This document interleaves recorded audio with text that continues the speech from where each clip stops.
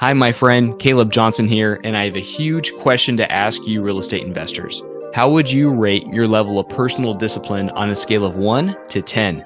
If your answer is anything less than a 10, I've got something neat for you. And let me tell you, discipline means pushing yourself beyond your comfort zone and doing things that are difficult and sometimes boring. Achieving massive success requires you to do those difficult things.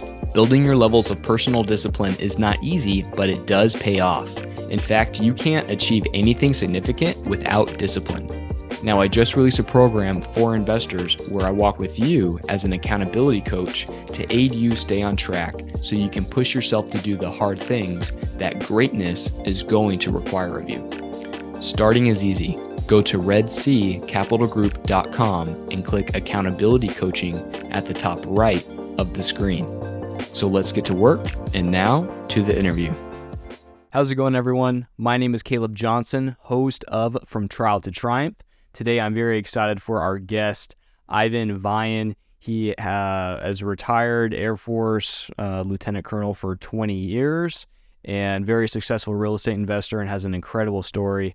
And again, really excited to talk to this man today. So Iven, welcome to the show. Hey, it's awesome being here. Thank you, Caleb. I look forward to being able to share and connect with your listeners. Great, man.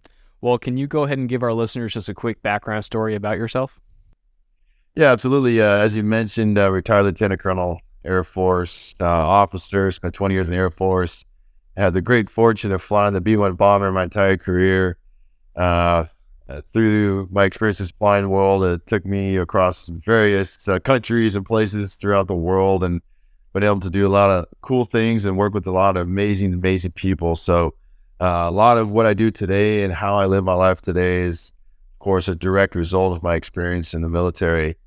Before that, I went to the academy, and before that, I grew up in Salem, Oregon. And just a little bit about my background, my history. I come from a broken home. I actually didn't grow up with prominent parents, if you will. My first memories of my father is meeting him in prison. My parents didn't even have the opportunity to graduate from high school. So I had this dream as a boy to want to go to the Air Force Academy, be a pilot, but I had to overcome quite a few things just because of some challenges I had to face in the home. But I'd love to share some of that here as we get into today's podcast. Yeah, and I'm really looking forward to unpacking that.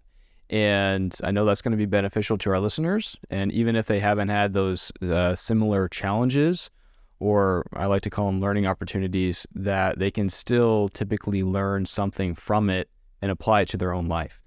So I'd like to ask you, meeting your father for the first time, I don't know if it was through bars or glass or how it was back then, but what did that do to you internally, and if that makes sense? Yeah, I think confusion was some of the first emotions. Like I remember, my grandparents would take care of me at the time, and I was 5 or 6. I still remember the day, like, hey, let's get ready. You're gonna go see your dad. And I was like, well, why does my dad live over in that building? So that's where he lives. Like, really, but why? So that's where he lives, And I remember my dad, he always had to put on his nice suit, and we'd be waiting for him at the elevator for him to come down. He'd come out of his nice suit, and he felt, it's a feeling of abandonment. It's like, wait a minute, why does my father live here? Why isn't he in a home with me? Why do I not have a father in my house like all these other friends of mine that have fathers in their home? So my first feelings of feeling abandoned and disconnected, and that's kind of where these things called father wounds are kind of born, and then you start developing your own perceptions of who you are based on these feelings with these faculties that I had at the time as a 5 or 6 year old, which weren't that many. So I wasn't able to reason through things that well and developed a lot of insecurities as a result. What was that whenever you, obviously at 5 and 6, I'm assuming that required you to maybe mature at an earlier age than other people might normally. And so looking back on that now, can you see that maybe gave you a boost in maturity, maybe just wanting to learn more at an earlier age? Yeah, that's a great question, man. I,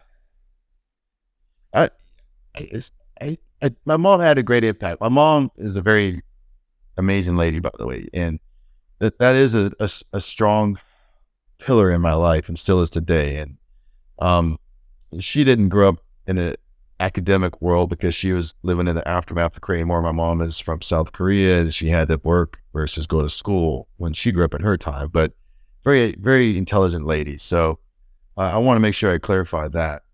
But, you know, I carried the story for the longest time as a young boy that um, I'm a nobody, or I'm not intelligent, or I'm not capable. I'm not this, not that.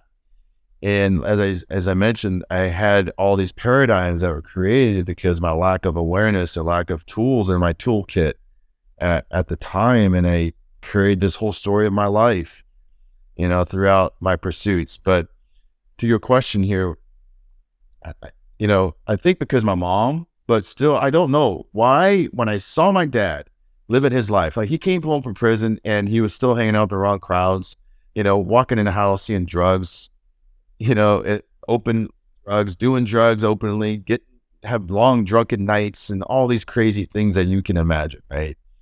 And I looked at that and I said, I don't want to be like that, because I see that activity has created that result and that lifestyle. And that is not a great lifestyle.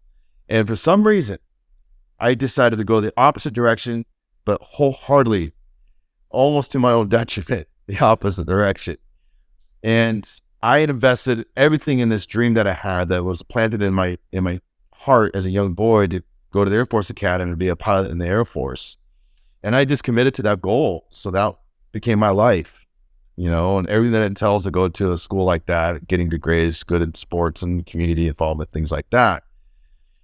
But see, this pain of my father feeling abandoned became my strength, but my weakness, because I wanted to prove to my dad that I didn't need him. So it actually created more distance, and it actually became a self-fulfilling prophecy of creating more hurt and pain, which then allowed me to feel more hurt and more in pain, and I created this life of, hey, like, that's how you want to be, then this is what I'm going to do with my life, and I don't need you in my life. But later on in my life, I mean, even within the past few years, I decided to go on this journey of rewriting a story.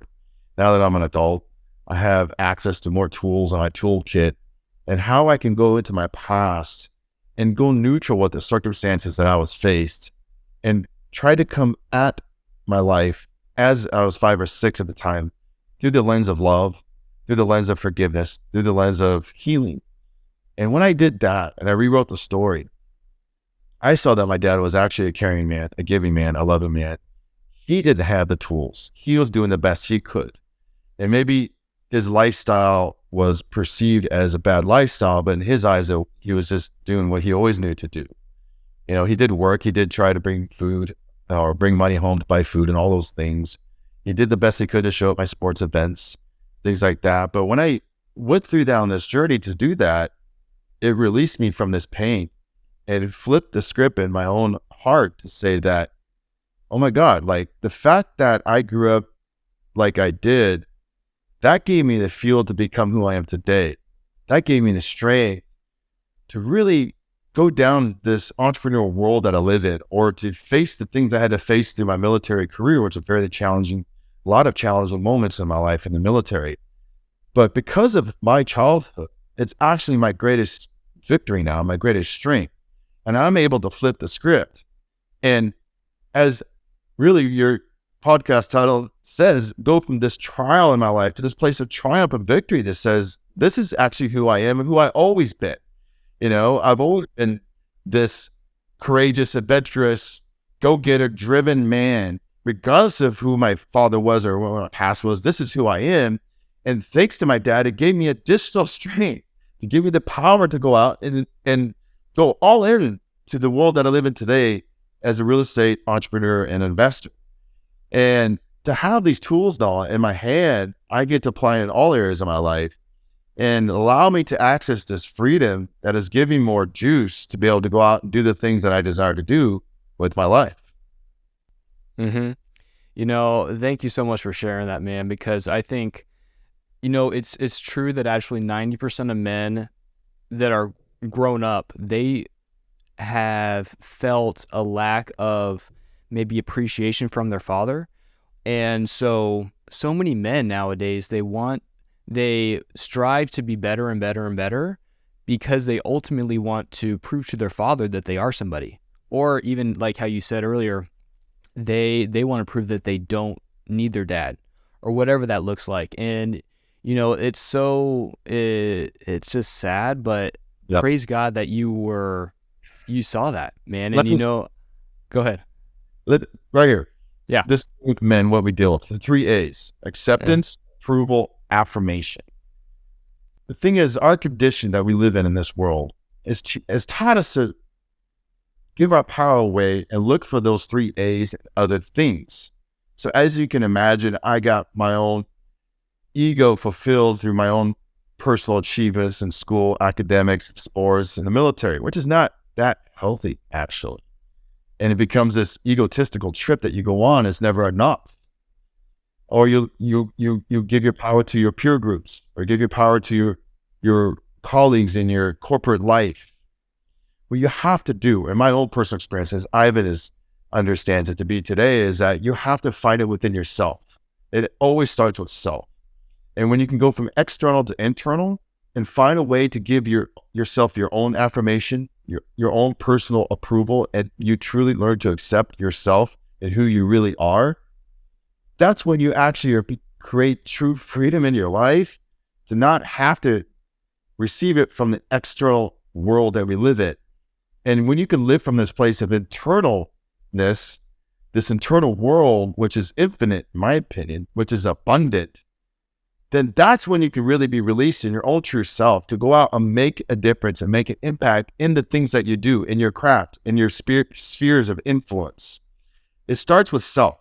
You have to find your own acceptance, your own approval, and your own affirmation. When you have that, everything else starts to fall in place. And for you, what I often find talking to very successful people like yourself that there was a moment in their life that changed the trajectory, right? Like you said, a couple years ago, you started making a pivot and really wanted to be better and not looking at yourself in that context. So was there a pivotal moment that you can remember that really made you and maybe gave you the extra push to want to change? Great question, man. This is like deep stuff today, isn't it? Yeah, yeah, man. Yeah, if you don't want to go somewhere, we can not. I hope it. This is the world I live in every day because I've had to work at it. But pivotal moment, yeah, absolutely. The day that I realized nothing that I was taught to do, that I was doing with every ounce of conviction, was working. It didn't work. It didn't create the happiness, fulfillment that I thought I was going to have. I chased the American dream, the big, beautiful home, the high picket fence, the family. I have 3 beautiful, beautiful boys, beautiful wife. I had a military career with all the opportunity in the world. Flew a B-1 bomber, man, all over the world. Have all kinds of real estate opportunities. It still wasn't fulfilled. I was serving in my church. I was teaching kids in Sunday school, which is where I learned to actually speak in public. If you can teach a kid, you can teach anybody. Yeah. It's involved in my community. I was giving my power to all these external authorities, and I had nothing left. And I literally had a meltdown kind of thing, experience in life. And I realized that these modalities, these methods that I was practicing in my life just weren't working. And I had to detach from everything. I had to go neutral in my life, which is a scary thing, what's her name? Brene Brown talks about being brave, pressing into that braveness, being courageous about that, and unpacking all of these modalities, these things that you were taught, these conditions, these traditions you were given as a child, of whatever it may be, whatever belief system, and to go through that process. And this is like during COVID, right? So COVID, unfortunately, came this moment came kind of at a time where we were given time to find ourselves, like sitting at home, trying not to get the CV-19, and here I am in my house going through this experience, and we had virtual world that opened up, and you get access to help and all these other programs and things like that. And like, dude, I'm gonna do this. I'm gonna figure this thing out. I'm gonna figure out how to overcome these father wounds and these things that kept like bring me back to this person that I know that I'm better than this, And so I went on this journey and found access to these tools and through that process and learning, having the courage to go there, made all the difference. So, one person that was helping me, it's not, what do you call it? It's not a midlife crisis. It's a midlife experience of awareness. I didn't say it exactly right, but it's flip grip. It's not a negative thing. It's a beautiful thing. When you can take the time to truly find it is how you truly are wired and to be fulfilled in that. And there's the emotional side, there's a scientific side when you can dissect the brain and understand how this thing works and understand it from a scientific standpoint, a spiritual standpoint. When you go through that, man, it's like this whole new world opens up and it's powerful. And then you can get connected to this new level of awareness and operate from this place on a day in, day out basis. It totally will transform your life inside and out. And it may cause you to have new, maybe family members, maybe be in or out of your life, friends, circles of influence, all those things that they talk about. That's real. It happens, right? But when you get it in return is connection with your true self, your best self, your whole self, and all those things that you had to give up come back to you in a better way anyways. Mm-hmm. They will find you. Mm-hmm. Those people that need to find you, they will find you when you find yourself. Mm-hmm. Wow, man, there's so much that I want to unpack there, and forgive my pause, but that is just so profound, man. I think for me too, in high school, that moment was for me when you have a poor self-image and you I've heard it said often that you get sick and tired of being sick and tired and you want to change, you need to make a change. And so for me, it was saying, God, I need some help. I'm done. I need some help here. And that can be different for different people. And I know there's a lot of people that struggle with this. So for someone that is feeling like that, and again, they might not be openly expressing this to others and saying, hey, I need some help. I'm depressed. I'm just not in a healthy frame of mind, but they know it internally. And so for people that are maybe at that moment that they have a poor self-image and they know they need to change. So where do you recommend that they start? Well, acknowledgement is first step, right? As you said, acknowledgement, then where to get that help, right? And that's a subjective answer in my opinion, because everyone needs something different and we're all different. So what I would say is learn to get quiet and follow your own intuition in your gut. And so number of years I got my help from church. Number of years I like all the programs. I was doing all that, man. And so I was in a different state, man. I was in a different place. Like I didn't want nothing to do with it. Because if that's what created me to be here, then I want nothing to do that. So I took risks. I went and found other sources of help outside of this religious world that I was in and decided to go find other arenas to get myself where I needed to be. And so Joe Dispenza is kind of a person that I started to get into. He says, neurons that wire together, fire together. You can literally transform the wirings of your brain because it's malleable material. And then he has then he goes into physical, but then in the spiritual one, you can understand the physical. Mel Rahman's 5-second rule, which is kind of how it kicked off one day on a simple podcast. Lewis Howes is another great source. I'm really into the Bob Proctor teachings, and his teachings, which is basically 60 plus years. We know he's passed away. He started in his 20s, lived to be his 80s. He spent 65 plus years studying this material, and he's simply just sharing a lot of his teachings, what he has learned. And he goes into the weeds, man. It's deep, and understanding the mental science of things, but then having awareness of the spiritual world that I believe still exists. This is my own personal belief that ties back into my own experiences growing up in church, which is kind of all the same language at this end of the day, but having awareness of this world through his teachings has freed me up. And there's some things that he taught, like we have the 5 senses where we can see, hear, taste, touch, smell, or feel, but then we have these higher faculties of imagination, intuition, memory, reason, perception, and will.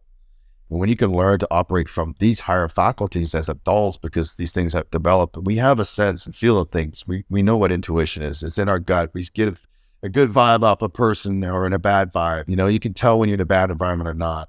We know what will is. Like, gosh dang it, this is going to happen regardless. Like, I'm going to make sure I get this 10th recording done in this week for this podcast. You find a way, And imagination is a gift that's born with us. And in our kids, you see it in our kids every day. My youngest boy has the biggest imagination in the world. He's always playing war, and he's fighting in this war, and he hands me the airplane. Come on, Dad, join this with me. I'm like, dude, this thing that we have, this imagination, is not gone anywhere. It's just, it's overridden with this rational brain that's been given to you.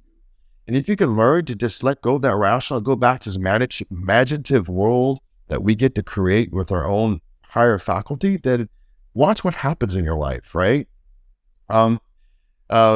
Reason, like, or perception, to me, exercising perception, which is learning to go neutral in your life, which means take a circumstance on a situation and say, isn't that interesting, right? And then determine different ways to look at that situation. And once you land on a different perception of a situation, then you can assign different thoughts to that situation, which then create different feelings, and those feelings create different actions, and those actions create different results.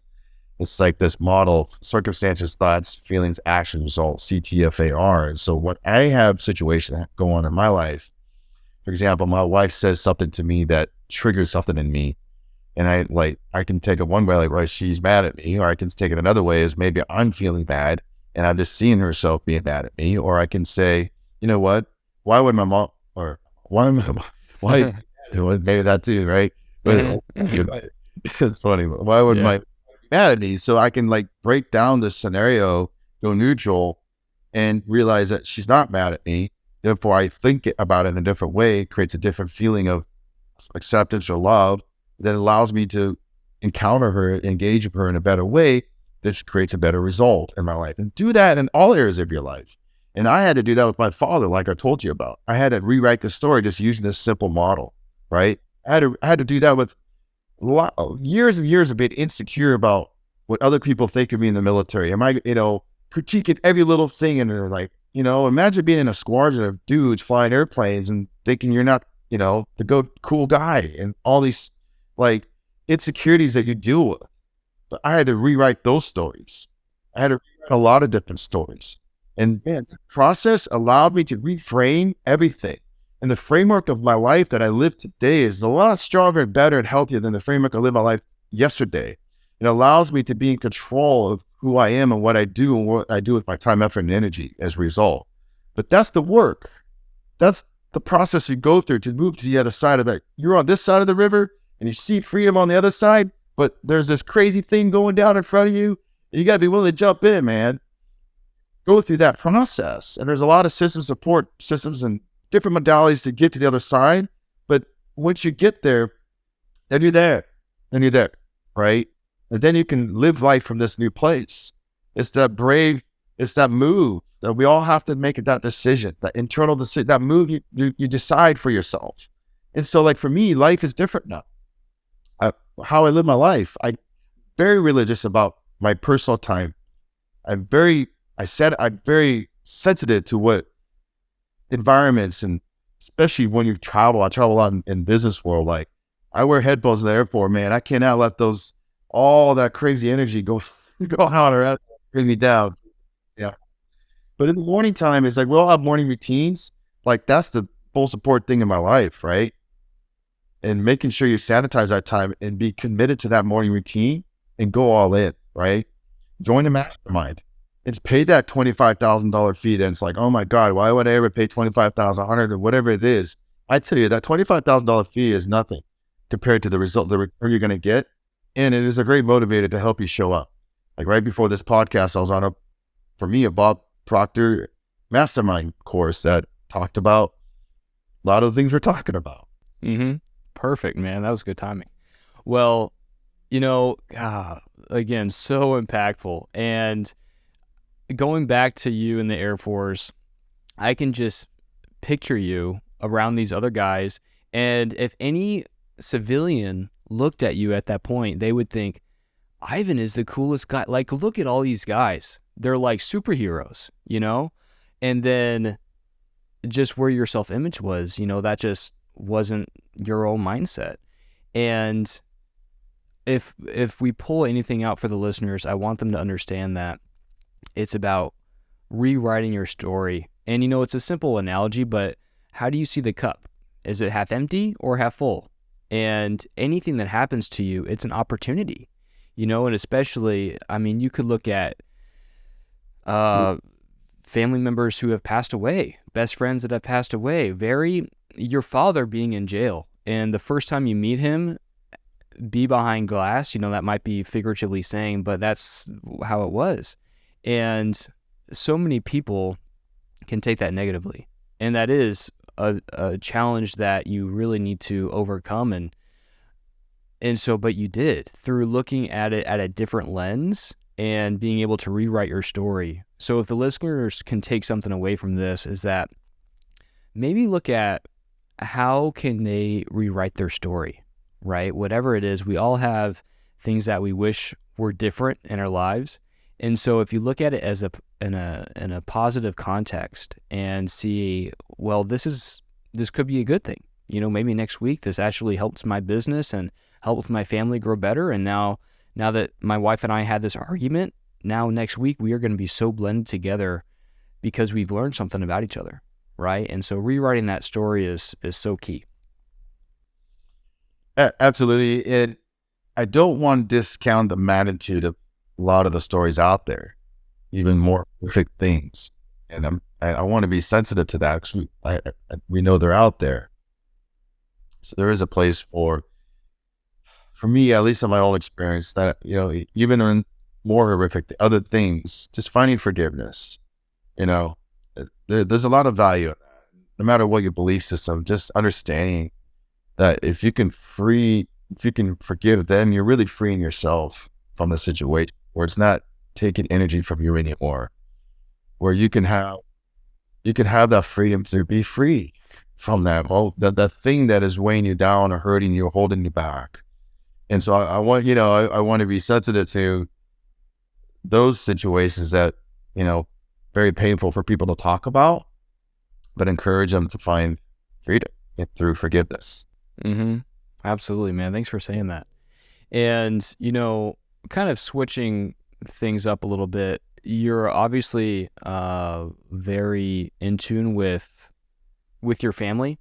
And I'm just curious, having 3 boys, if you can pass one thing on to your children that isn't material, it's not it's not earthly, but it's maybe a mindset or an attitude or a frame of mind, maybe a principle, what would that be? Great question. Well, we talk about this all the time. I talk a lot about, as a dad, you want your son to find himself, right? You want him to know his true self. And, I have my 10-year-old's on a football team and it doesn't catch the ball, and the quarterback says, "You're trash. You're horrible at football." And the kid comes home crying from football practice because the quarterback talked crap to him. And they got to walk through this process, helping him find him who he is in life. You realize that that's an external thing internally. Who are Cohen? Do you really understand who yourself to be? And try to speak into him in his language, right? As a 10-year-old. So, but I think at the end of the day, like one thing I want to instill in my children, my boys, their life ultimately is a gift to give. Gift to give. When you can live a life of giving, everything else takes care of itself. I can share a lot of examples of business, how that has tremendously changed my life, radically changed my life. And so it's like, man, I don't know if you listen, like, hopefully people get something out of us. Not really, I'm not trying to be heavy, but I'm convicted about a few things, right? And like, to understand the price that's paid through death for you to have freedom to live your life, when you can, especially as a father, and if I had to give my first to die so else to live, and then I see people not living according to their vast potential and who they really were, to be connected back to their true self, original self, and to live in this place of blessing, like that would pain me. That would create a lot of heartache in me. One, because you're capable of more. You have so much to give in life. Why are you seeing yourself like this? Right? And so for my sons, listen, man, listen, Jesus died for you to live. Live the whole life, your best life. Not only that, in the military in America, man, I'm not a political guy, but when you see people die for a high ideal, you can take politics aside, and in their moment of time, what they believed in at that time, maybe they're just following order, or they truly believed in something great beyond themselves. They died. They died. They took a bullet, or someone took them out that day. When you see that, that gives you a moral conviction to live your best life your whole life, and to create a system, a process in your life so that you can do that and continue to grow and evolve as a human being. Right. And so it's like, I want to keep life fun in my family. It's fun, man. To be a boy, to go do all those things, but do something with your life. Do something great and powerful. You got one shot at this thing, man. One shot. Holding back is not going to make things better. Go to the point where you fail. There's no such thing really at the end of the day, but go to that point. Face that fear. Press into that thing. Right? Press on the other side of that. You'll discover who you really are. And the fact that you give yourself to that thing, you'll give you back so much more. And you will experience fulfillment in the process. The point when I hold back, maybe I shouldn't do as many deals. Maybe I shouldn't raise as much money. Maybe I should just, just get a night. For me, I don't want to have a job anymore. I did that for 20 years. Maybe just get a simple job. God, I did that. I was miserable. I wasn't living my best. I wasn't living life because it wasn't requiring something from me as a sacrifice. And when I take my eyes off of me and I realize my life is gift to give to others, I feel the most alive, and I see the greatest impact happen around. That's what I want to give to my boys. Man, drop the mic, dude. That was, it could bring me to tears thinking about that, seeing how you explained, seeing people shot, and then you can come home and see people complain about the government's not paying me enough welfare, this, that, grocery prices. And again, you don't want to take it out of context. Yes, there are people struggling here as well, but when you see people that have died and sacrificed their life for this, and other people aren't living to their fullest potential, I could imagine that would frustrate me, especially seeing your loved ones, your brothers, not come back to their families, and then seeing other people waste the gift that has been given to them. It's even like you said, Jesus died on the cross for us, and so we're all gonna be accountable for that. And so the Father's going to ask us one simple question. And what did you do with the life that my son died for? And that is a very serious question. And, being prepared for that, I think a lot of people aren't. It's a serious wake-up call to consider that and what your honest answer can be. Right. Amen. Well, brother, I think we'll have to wrap this up. And so we'll go to the final 3 questions. And the first one would be, if you can recommend a book to our listeners, what would that be? Recommend a book to listeners. You Were Born Rich by Bob Proctor is a very impactful book for me recently. Okay. I've heard of Bob Proctor. I haven't read that book though. So that's going to go on my list as well.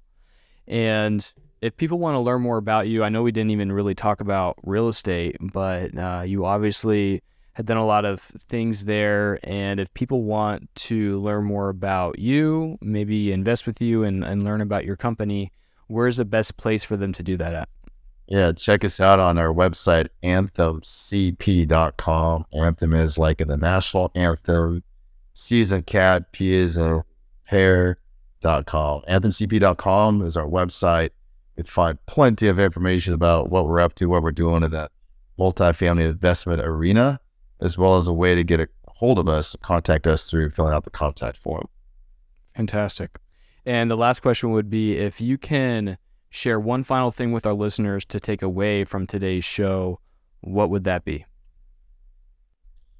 I think what I'm hearing, the theme of our conversation today is step to the other side, man. There's a whole nother level in anything it is what we're doing. And there's a way to get there. There are tools. There's those that have gone before you. Everything that I share with you was given to me. It's nothing new. Take that momentous leap. Be brave and bold in what it is you're doing, and watch the world unfold before you, and watch the opportunities that come in your life, and see the difference that you can make in other people's life. It's worth it.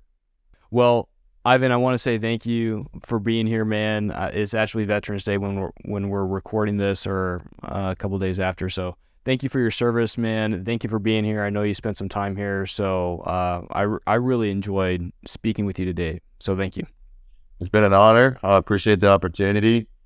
And even if you don't want to learn about real estate, man, you just want to hear more about this or want to share, please reach out to me. I'll be more than happy to connect with you. Awesome. Thanks, man. Well, to all the listeners, thank you for tuning in, and we'll catch you next time. It's time to grab your victory. Find us on the web at redseacapitalgroup.com and follow us on Instagram and Facebook at Red Sea Capital Group.